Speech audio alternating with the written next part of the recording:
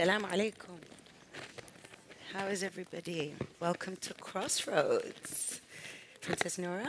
It's a pleasure Kiran? to be here. And it's great to see a lot of familiar faces. Yes. A lot of our cultivating family when it comes to creativity and culture across the region. Africa, Arabia, South Asia, and so on. So good to see everybody. Let's kick off. So, Kiran. Rozan. Diriyah. Diriyah holds immense historical and cultural significance as the birthplace of the kingdom. How does its essence as a founding land shape the way Saudi Arabia presents itself to the world today, particularly in its creative and cultural evolution? So it's a very important question because it's our reason for being, to contextualize who we are and where we are. Just a quick show of hands who actually knows a little bit about Diriyah or who's visited Diriyah. Excellent. More than half of everyone seated here. For those of you who haven't been, even for those of you who have been, what's remarkable is that we're actually talking about a location going back in history to the year 400. Between 400 and 1446, you have this epicenter across the Arabian Peninsula. Predates the borders of the existing countries we know across the Arabian Peninsula, and there was the first agricultural settled society utilizing the freshwater resource that is Wadi Hanifa. And from that point on, you ended up with societal construct, jurisprudence, intelligent forms of thought and communication, and a societal construct taking place, leading to what was the birthplace of the Kingdom of Saudi Arabia. Very, very unique, very easy to market because we're not making this up, we're just going back in time and recognizing the importance of the location. We take that importance and we amplify that forward to protect the UNESCO World Heritage Site that you see on the screen behind you. When we did that, the project grew to what it is today. It's a $63.2 billion giga project.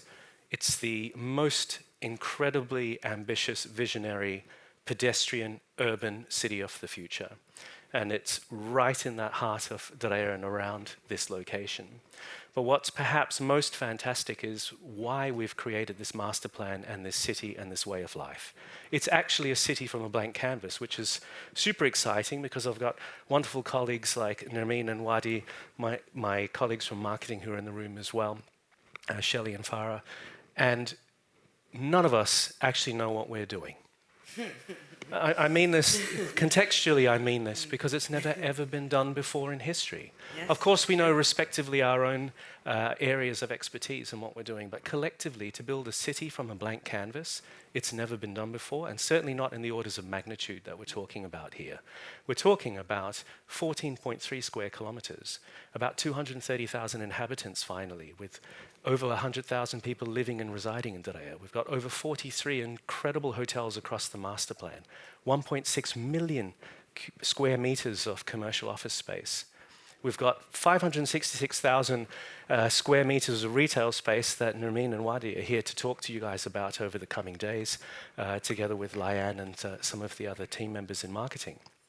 This is very exciting, and you ask yourself, well, okay, Kiran, well, why? Why do this here? Why do this now? Why do this in the capital city of a G20, 10 minutes away from downtown? Because it goes to the identity that I believe more than 24 million inhabitants of the Kingdom of Saudi Arabia, who are all under the age of 34, by the way, need to tap into, because it's a part of a cultural identity that I think the population in Saudi that I just mentioned are more focused on not the past 40 years, but the next 40 years. And so Diriyah represents this cultural identity opportunity, and I think there's probably nobody better on planet Earth to talk about that cultural identity than Princess Noura. But Kiran, honestly, every time I hear you speak about Diriyah, I'm just so proud you represent my ancestors. So it's great. It's And I'm so happy that you're the one here and speaking about it. The amazing work that the Diriyah did is just one part of Vision 2030. I mean, you can look at the whole ecosystem of all the initiatives and projects across the whole kingdom. Diriyah is where we came from. Diriyah is the identity. But then from that, look at all the other projects that are happening around Saudi. And this is, her heritage comes from there, but then it's all really spread across all of Saudi. And Likewise. exactly. So Vision 2030 is actually much more than, we are looking at our past, but we're also looking at our future. And what does future mean? How are we talking to our target audience? How are we talking to the Gen Zs? How are we attracting people that are interested to see different things about Saudi? Every region in Saudi has a different culture. We have 5 main regions, and each one of them has different food, different fashion, different environment. You have mountains, different coffee, dialects. So, I mean, it's such a rich culture that every part that you visit represents the identity of that area. And that's how Vision 2030 is shaped in that way, in order to enable and create an infrastructure that allows all of these amazing projects to happen. Princess Noura, I'd actually love to ask you a question about Saudi's creative shift inwards. So in this current, vast display of excellence, it began at a point that I feel you and I remember very well in particular. When I first visited the kingdom in 2010, I remember one of my biggest challenges was to find what is made in Saudi. And I had to really scour. I had to look through markets. I had to ask friends who luckily I had. And they would take me to just these random corners. And it was just very difficult to come across Saudi craftsmanship. What is Saudi making? What is Saudi producing by way of its creativity?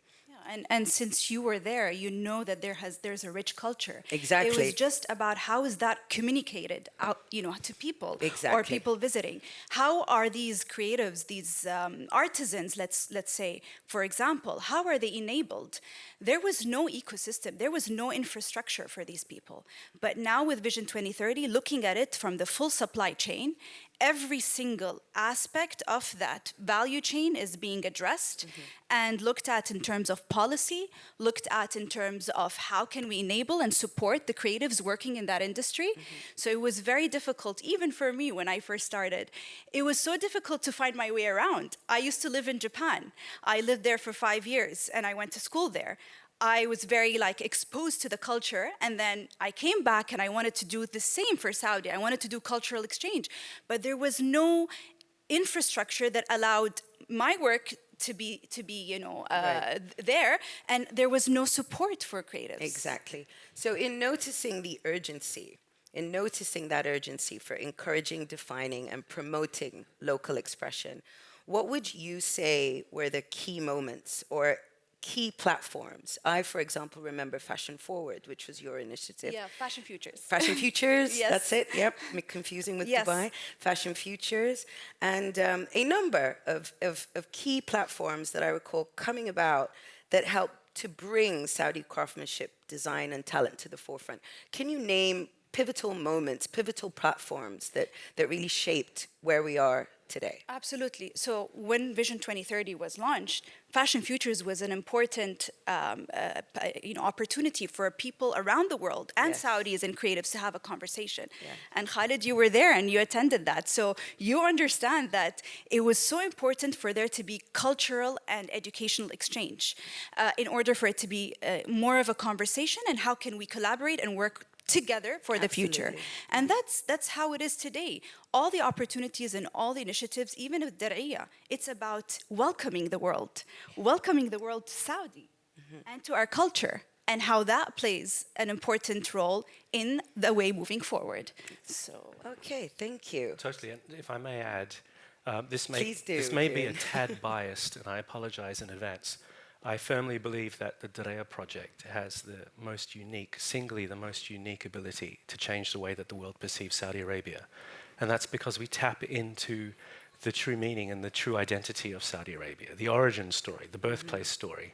And we are very, very careful with how we amplify that going forward. So the entire construct of the modern city, this is the UNESCO site, but the entire construct of the modern city is adobe mud brick exterior facades. We have Najdi architecture and a building code which is G+2. So it's very low density urban sprawl in a way in which we're trying to bring back How did you do things 265 years ago? How can we learn from how we lived before and were able to be in harmony with nature? How can we start to bring this into a modern day environment? So what is so fantastic about this project, and when I say it's a futuristic project, I'll spell it out for you. And this is not a pipe dream because we've completed the construction of this. We have gone 45 meters deep, 3.5 kilometers long, 1.8 kilometers wide, and we've extracted 12.3 million cubic meters of rock. That is so that we can take everything that you do not want in a modern urban city and put it underground.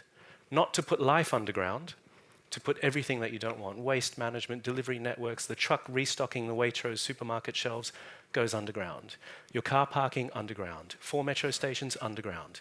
It unlocks the majesty above ground in this pedestrian environment. It's never been done before in the history of the world, and we've just completed that. So now what we have is this very exciting opportunity to start opening and operating the assets that sit above the ground. And the idea to do that is to bring this balance with nature. So we've already repopulated the Wadi with 6.5 million plants and varietals. 6.5 million, right? In order to do that, our chairman said they must be indigenous species only. It must be true to Saudi Arabia. So we actually contracted an archaeobotanist to sit in our organization to tell us organic material suggests that this acacia willow tree existed here 700 years ago, go ahead and replant it. That's how insane we're looking at doing how things were originally and bringing it back to life and amplifying it. Right. It turns out that you can't just go and buy those trees from a regular nursery, because when you go to a regular nursery, they sell you a banana palm from Brazil because it looks beautiful. But it's not what we want. So we have over 40 nurseries just producing the plants that we are using to repopulate the Wadi because they don't exist anywhere else on Earth. Beautiful. So this is the extent that we're going to make sure that that origin story, that uniqueness, that cultural identity is not taken off-piste. It's interpreted in a modern environment, but it still sings true to who they were 265 years ago, 300 years ago, in the case of Diriyah, going back to 1446 when it was first named Diriyah. Well, you mentioned versatility and balance. You mentioned balance. And I think for Diriyah, what I have found particularly special is the versatility in your hosting as well. Back in 2019, I saw myself a massive boxing arena be built in the space of 6 weeks and then be taken down. And now you're moving on to retail activations and considering experience. And so for me, Diriyah has really proven itself to be a remarkably adaptable destination. But I feel what is interesting is if you could highlight some of the challenges as well as the opportunities that come with that balance, Sure. with balancing large-scale modern experience against the backdrop of deep-rooted Saudi traditions, because that is a balance that I feel Saudis in general have to consider. Absolutely. So where is that balance? Now, Culture House, for example, do amazing events. You've got Gia, Sella, you've got our colleagues in Riyadh Season, we do Diriyah Season. What's happened is, in an effort to immediately, quench the thirst of the population, the circus has come to town repeatedly, and the circus keeps getting bigger and bigger. And a lot of this is build and burn. And the big challenge that we have is build and burn is not the right way forward. What we need to do is not pop up an event for 6 weeks and then dismantle it and do it again 12 months later. So what we're really challenging ourselves to do across the master plan in Diriyah is how do we establish a way forward in a wide variety of disciplines? How do you bring more people into fashion? How do you bring more people into poetry and art and music and composition? How do you bring more people into performance or theatre? We have to look at smaller, very, very consistent opportunities for people to come up into this experience, to find a way forward, to find a career path, to find a way to express themselves. Maybe they fall over, but they get back up again next week on stage and take it forward. And so sort of deconstructing the megalith model and saying, well, how do we bring it into everyday life? It's a little bit easier for us to do if we look at the mixed-use master plan that we have. Right. Your dentist is right next to where you work, which is right next to where you want to shop. That's the ideal. Maybe not dentist, because that's a bit... No one really wants to go to the dentist, right. Let's be honest. But you do have to go to the dentist. And so that's sort of the plan there. how do we bring that into the world that we're talking about here on stage today? Like when we talk about sustainability, when we talk about fashion, when we talk about production and textiles, when we talk about aesthetics, design, architecture, how do you start bringing people up into that world? And how do you do it in a manner in which is very consistent? I always think back to my youth when I was a musician. I would get up in these tiny little clubs. There were 3 people there and sticky floors. Most clubs in Australia in those days had sticky floors from all the beer that was spilling. Right. But you'd go up and you'd only be playing to 3 people, but you'd learn your craft. You'd have the opportunity to really work on yourself in the capacity of other people. And that's what we need to do across all disciplines, to sort of bring people through. So you have these Saudi artisans now who are coming up. And I can tell you what's really great about Saudi is the acceleration is only matched by the absolute expectation of Saudis. They are fundamentally very, very picky.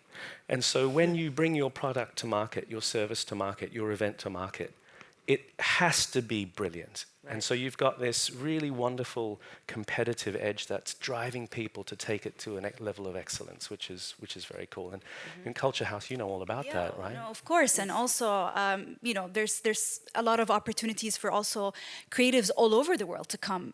Today also with Culture House, we have work with many organizations, how to commercialize even the artisan work. Absolutely. Because at the end of the day, these people want to make sure that these are products that are used. Right. How can these be applied as gifts? How they can be applied in furniture? So actually commercializing this industry is leading a really great business opportunity. And I feel like every day I see someone telling me, I'm coming to Saudi, I'm visiting Saudi, and I'm like, this didn't happen, 10 years ago. Of course, yeah. But now everyone wants to come, and I'm also embarking on a new opportunity that I think everyone will hear about it soon, and maybe Imran, we can talk about exclusivity for BoF. But these kind of opportunities show how even people from outside of Saudi want to come and live and be in Saudi, and because they feel the energy and they feel that there's so much heritage and creativity, and they want to be part of it. It's one of the reasons I went. Exactly. Yeah, and now I'm basically a Saudi now. Yes, you always were. Come on. But it's so real. We talked about this earlier. My first time to the kingdom was 2001, very different place. I was lucky enough to go again in 2015, 2017, and then for a week in 2019. Right. And to experience this incredible journey that the kingdom's been on. 4 years ago, when I first joined the Diriyah project, it was so hard for me to hire people. We were 21 people in the marketing department back then. It's so easy for me to hire people now. I've got CVs coming out of every little point on my iPhone is bursting out with someone sending me a CV. So the evolution has indeed, it's really changed. Been phenomenal. Yeah. And going back to, I want to close on a question of identity, because I was saying to you earlier how I'm basically a Saudi now. So it's an interesting balance, because I am both African and Arab, quote unquote, and to work in Saudi was so flawless for me, and as a woman as well. And I feel that there's a lot of kind of stigmas that still exist around that, whereas the opportunities that were availed to me as a woman in Saudi remain unsurpassed. So, Princess Noura, I want to end with a question, speaking of Saudi and Arab and so on. With so much transformation happening, there's an inevitable redefinition of what it means to be Saudi. So in your view, is this generation actively shaping a new Saudi identity? If so, what do you believe it to be? What does it mean to be Saudi today? That's an interesting question. I feel like if you ask every Saudi, they'll answer you in a different way. Right. So for me, what I see is that our population is super young. And then I feel everyone represents the way they want to represent. So you could see a Saudi that says, I'm Saudi because I, for example, dress this way. This is who I am. This is how I represent myself. So I believe the best part about, talking to Saudis, and like maybe even when you visit, you see that every person has their own identity. Right. Every person represents Saudi in the way they see that it resonates with themselves. So that's the beauty about it. And as I mentioned earlier, in all regions of Saudi, you have different dynamics, you have Right. different culture. So Different imagine characters. all of that mixing into like how a person perceives themselves or how a person identifies themselves is basically very unique. And I feel like that's the beauty of Saudi. It is, That very much. you know, it's yes, you could say that it's changing, but I also feel that you see people that are really holding on to their history, but then you see people that are trying to modernize it, and Absolutely. so I feel like everyone has their own way to identify themselves, which is beautiful. And you know, the more conversations you have with Saudis, the more interesting and the more you understand it. There's also a new wave of Saudi aesthetic that's coming into play, which is much. really wonderful. Like if you think about Europe, very, very easy to spot an Italian. If you walk through Knightsbridge in the summertime, it's very easy to spot a Saudi. So, you know, in much the same way. So, yeah. Wonderful. Well, thank you so much. Thank you. Thank you, you. everyone. Thank you for listening.